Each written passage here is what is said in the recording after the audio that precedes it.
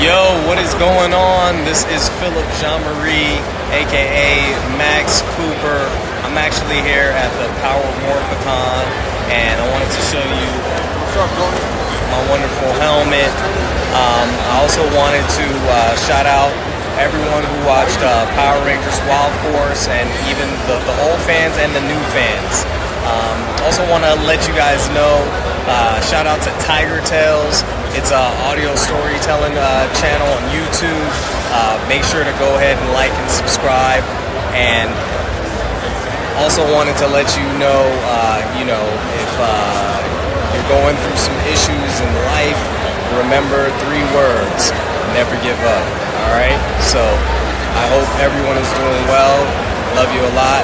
Peace. Hello everybody and welcome to Tiger Tales Mysterious Origins, a YouTube channel dedicated to stories that I have written and turned into audio dramas for you to listen to. This channel is dedicated to the mysteries. Who are the mysteries? Well, they are specific beings throughout my fan-fictional stories across the Tiger Tales channels, such as William Cranston, Mr. Pocket, and Walt, and Takeshi. There's many of them around my storylines. Now, this is the very beginning of the mysteries, and the first group of mysteries, and how they became to be the mysteries. So let's dive in with Chapter 6 and find out what's been going on. For the first 5 chapters has been across a whole day, and things have been happening around the entire group. Well, now they sit down at the evening and discuss what's been happening. So let's dive in. Tales of Quasha. Book 1. Hunted. Chapter 6.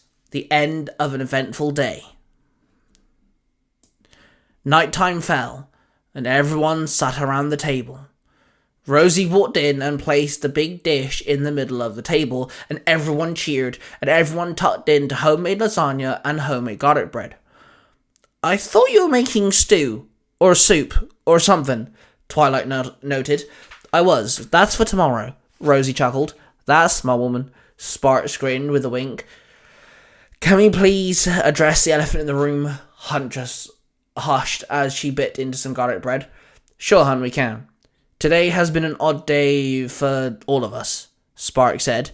Everyone nodded, and then Sparks pointed at Huntress.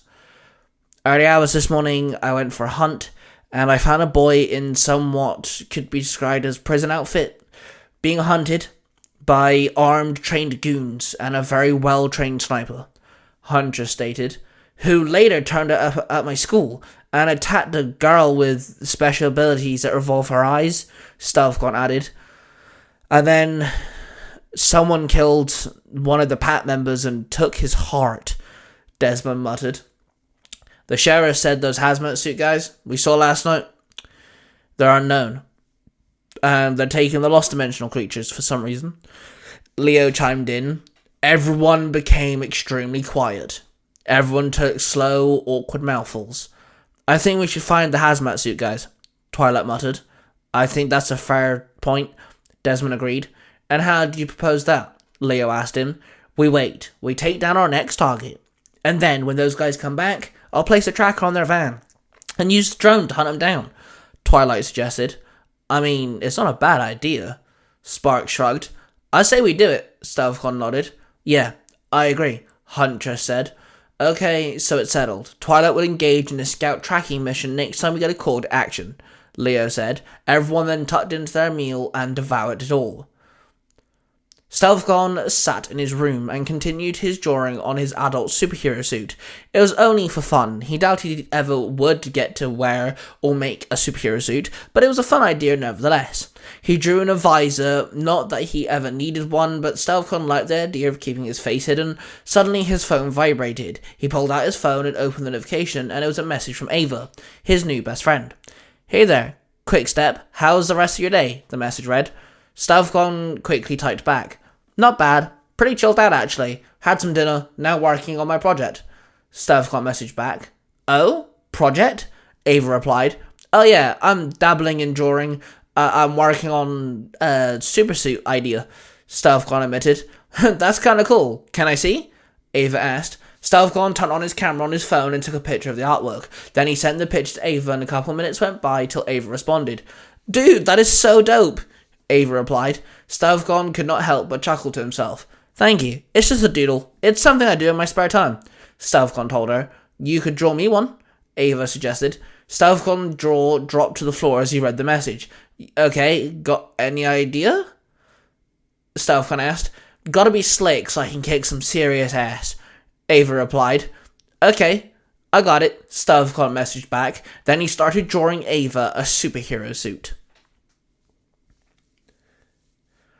Leo walked into the garden and found Twilight tinkering with the drone. Good plan, by the way. Think it's put everyone's mind a little at ease. Knowing we have a plan, I mean, Leo told him whilst he sat down next to him. Thanks. I try to think outside the box, you know, Twilight muttered as he used a screwdriver on the drone. So this drone, is it fully functional? Leo asked. It's already technically fully functional, it's the camera that's my problem, Twilight replied. He screwed a screw into the drone and turned it on and it took flight. Then he took a picture up with the controller that had a built-in screen. He made the drone fly up and down, taking pictures, making sure the controller was calibrated while seeing if the camera system worked.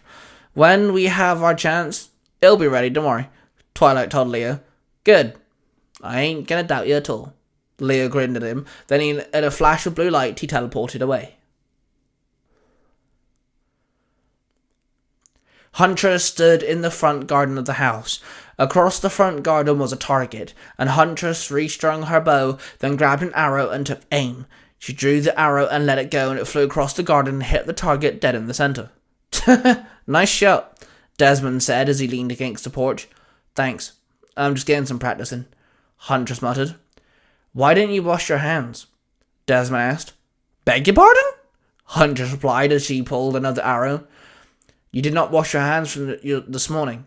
I can smell the dead kid on you, Desmond stated. Oh, sorry. I've killed a lot of lost creatures. I've seen death before, but I've never seen a boy die by the hands of a man-made weapon. And that boy was really scared. Huntress sighed. She fired another arrow, but this one flew over the target. Damn it, Huntress grunted. You should not beat yourself up, you know. Instead, see this as tragedy as a fuel. Make sure this never happens again. Don't let it put out your fire, let it fuel it, Desmond told her. Huntress turned to him. Pretty smart. Thanks, Des, Huntress said with a weak smile. No worries, Desmond said with a nod. Then he walked back indoors. Huntress continued with her target practice. Sparks sat on his bed meditating. So the next few days might be a little stressful, Sparks told Fukaki. I am betting on it, Fukaki replied in his mind. I'm gonna need your help, you know, Sparks told him. As per usual, Fukaki chuckled. Watch it, demon. I'll still own your ass, Sparks mocked. Seriously, though, those hazmat suits have me worried. Why would they want the body of deceased lost creatures? Fukaki asked. I don't know, pal. It's worrying me as well, Sparks sighed. Humans should not delve into the likes of the lost dimension. It is dangerous and unknown to you, Fukaki warned. Don't worry, man. I completely understand. The power we have is dangerous enough, Sparks replied. Sparks opened his eyes and they flashed from dark to red to his natural sky blue. Then he saw Rosie walk in. Hey, babe. You talking to Fukaki? Rosie asked as she walked up to her table and took out her earrings as she peered into her mirror. Yeah, he's kind of concerned, Sparks replied. Well, I think we all are, aren't we? We normally defeat demonic lost creatures, we protect humans, we don't fight people or deal with them. They never get involved, Rosie stated as she took off her necklace. I think that's the part that scares me too, Sparks muttered. Rosie got dressed into her pajamas and they climbed into bed. Sparks stripped down to his underwear and joined Rosie. They snuggled up together and both fell asleep. Sparks woke up to his phone buzzing. He picked it up and answered it. Yeah, Sparks said sluggishly. Sparks, there's another portal open, Jenkins replied. Sparks sat up in a rush. Don't worry, Sheriff, we're on our way, Sparks snapped. Then he jumped out of bed to wake everyone up. It was time to take out more lost creatures, but also time to execute Twilight's plan.